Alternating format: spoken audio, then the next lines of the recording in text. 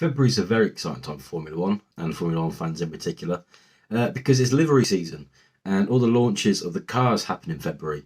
And some of them are pretty ugly and some of them are not. A particular car springs to mind when you talk about ugly this season.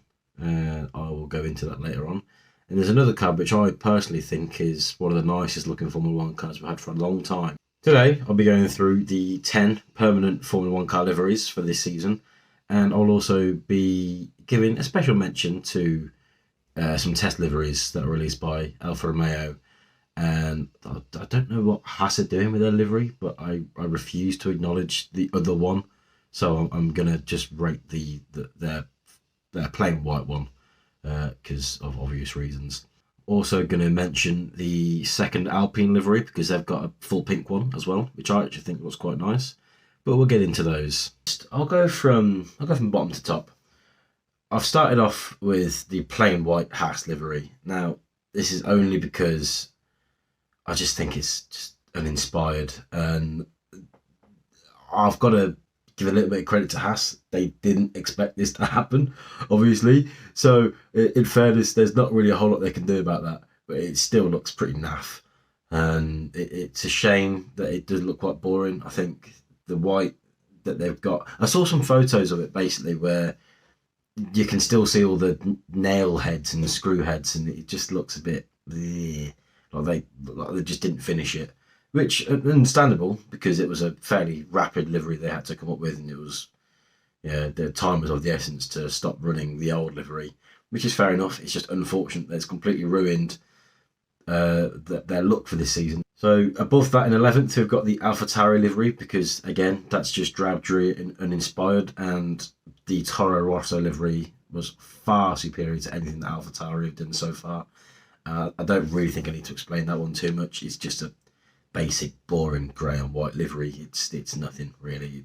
Above that we have the standard Alpine livery. This is the blue with pink because I think blue and pink is a horrible combination, and it's a shame because the Alpine livery last year was actually delightful. I really liked it. I think it was a beautiful, beautiful livery, and did that little splash of pink, just like it ruined the Aston Martin livery last year. I think it ruined this one as well, which is a shame because the colours blue, white and red are always a nice combination to see.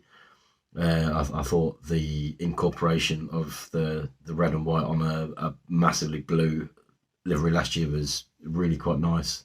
But that little extra dab of pink this year I think has destroyed it a little bit. But said that, I do quite like the pink Alpine livery, which is at fourth from bottom. And I wanted to put this higher, but I couldn't really, considering they're only going to use it for 2 races this season. I think it's quite nice. I think it's difficult to get a full pink car right. I think Force India did it one year, and then I don't know if the car was just too ugly for it to work the year after. But I think this one looks quite nice. It's got quite a nice metallic sheen on it. I just think it'll glint well in the sun, and it's a very bright, purposefully nice livery. I'm a little bit disappointed they're not using it all season. Another uninspired, I'm afraid, livery this year, which goes above the Alpine pink one, is the Red Bull livery. It's pretty much the same as every year. I don't really see a lot of new ideas in the Red Bull one. It's nice, don't get me wrong. It's just been the same for the last 8 years. Every year I expect Red Bull to do something a little bit different with their livery, and every year I'm let down, and I can't put it any higher on the list because of that. Above this point, I actually start to quite like a lot of these liveries. I think the one that is the first of the nice ones for me is the Mercedes one. I like the extra addition of red into these. I think returning to the silver arrows is also not overdue, but it's also a nice touch. Credit to Mercedes for the couple of seasons that they did go with the full black livery to raise awareness for racial issues around the world. And I hope that they will continue to advocate equality in everywhere they can. And I know they will, in fairness. I think all teams will this season. F1's really keen on making that push to, I think they used the words, action, not gestures. Then I've got the 2 Alfa Romeo cars above that, the camo livery coming below the main one. I think the camo livery is nice, but we've seen something a bit like it before. Alfa like doing a test livery. They did the Valentine's Day one not long ago where they had nice little hearts all over the car. That was quite sweet. And we've also seen something similar to the Digicam that they've done this year with a Red Bull from the past. So while it's nice, I just think it's been done, albeit not by them. But I do enjoy it. I think it's nicer than the Mercedes one, just because it's that bit different. I think difference is always very good when you have these liveries all put together, and you're going to see a lot of them over the course of the year.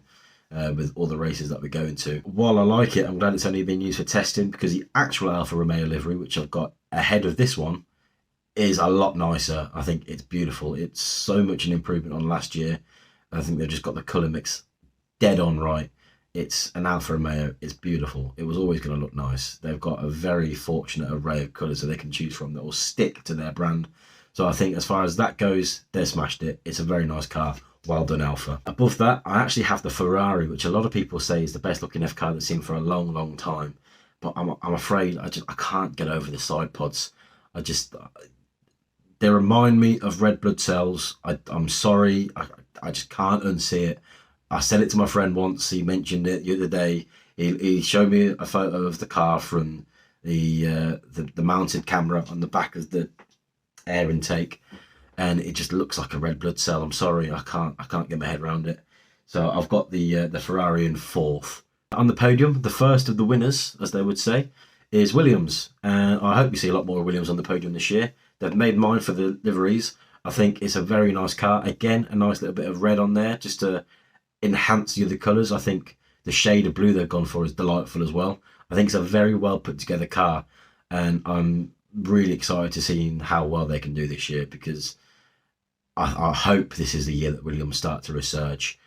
They've been through so much in the last few seasons, and they've put out some pretty naff liveries. I mean, the toothpaste livery a few years back was shocking, and then they had the rocket one as well, which looked a bit dead too. The one last year was quite nice, but it was neither here nor there.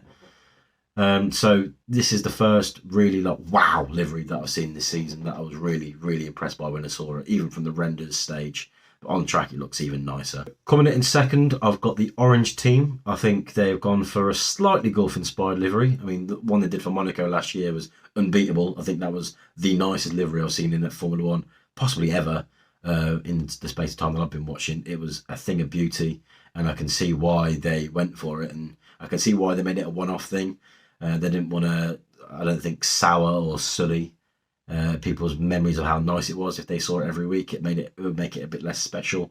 But they've really, really smashed it this year. It's not quite the same, but it's very similar, and it's similar enough to make the comparison. I just think it's beautiful. I think it's a very, very nice looking car. So that leaves one more, and it is, of course, the Aston Martin, and it's been improved so much by BWT no longer sponsoring the team. No disrespect to them, but it's pink. Pink and green works even less than pink and blue. I feel like it was a complete shame to have the pink on that car last season, but they had to. I don't have any problems with it in terms of a point of view of using your brain, because a sponsor's going to want their colours on the car, especially a title sponsor like that. So they have to factor that in when they're building the car and design the livery for the start of the season. But I just think that the lighter green and the dark green this season, the British Racing green, I think that has really made it so superior.